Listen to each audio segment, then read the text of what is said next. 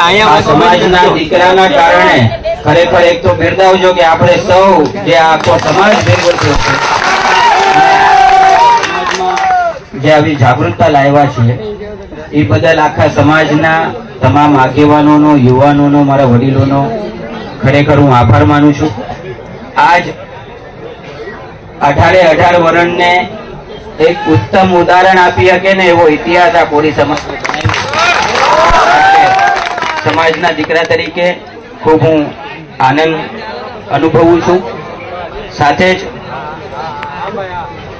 આ જે ઘટના થઈ છે અને આપણે સૌ જાણીએ છીએ, આપણા વાલા નવનીતભાઈની, પુરુષોત્તમભાઈ સોલંકીએ અને સમાજના તમામ મુખ્ય આગેવાનો હંમેશા એની ચિંતા લેતા હોય છે. એટલે બધા આગેવાનો આની ચિંતાને લઈ અને આજે એમના વતી, પુરુષોત્તમભાઈ સોલંકી વતી હું એમની ખબર કાઢવા આવ્યો છું. મને એક એવી ઈચ્છા હતી કે હું દવાખાને નહીં પણ હું બગદાણા ગામ મુકામે આવી, જેથી આજુબાજુના તમામ આખા પંથકમાં મારા સમાજને ક્યારે પણ આવી રીતે કોઈ અસામાજિક તત્વ મારા સમાજના છોકરા ઉપર ક્યારે કોઈ હાથ ન ઉપાડે.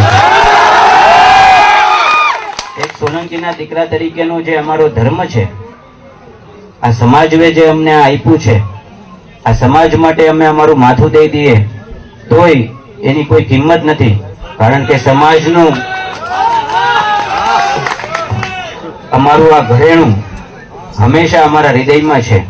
એટલે આ તકે મારા સમાજને હું બિરદાવું છું. સાથે સમાજના દીકરા તરીકે આપ સૌને એક આહ્વાન કરું છું, મિત્રો, કોઈ ખોટી રીતે રાજકારણમાં આપણા સમાજને ન નાખી દે. આપણે આપણા સમાજના દીકરાને ન્યાય અપાવવા માટે દોડવાનું છે. બાકી કોઈ બીજી ટીકા ટિપ્પણીમાં કોઈ ઉશ્કેર આવે તો ઉશ્કેરાતા નહીં. તમને એક ભાઈ તરીકેની આ એક મારી નમ્ર અપીલ છે. સમાજ એક સાથે ભેગો થઈ અને આપણા ભાઈને આપણે ન્યાય અપાવવાનો છે. અને મને ચોક્કસ પૂર્વક મને એ બાબતે વિશ્વાસ છે કે 110% આપણે જે આપણે રાખ્યો છે એ ધ્યેયને આપણે 100% આખો આ સમાજ ભેગો થઈ અને એ ધ્યેય પ્રાપ્ત કરશું. આ બધાને મારા અને ભાઈ શ્રી પુરુષોત્તમભાઈ સોલંકીના સીતારામ. જય કોળી સમાજ.